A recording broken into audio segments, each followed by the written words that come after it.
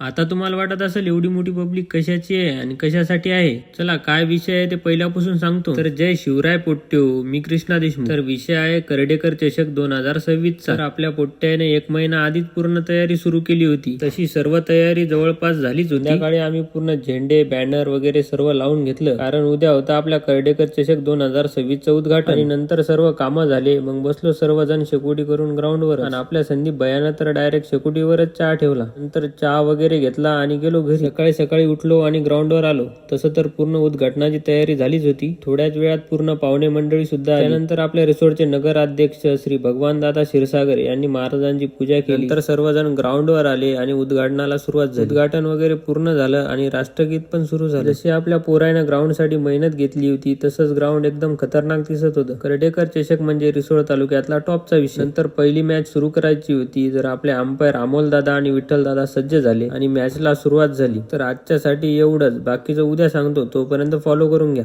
धन्यवाद.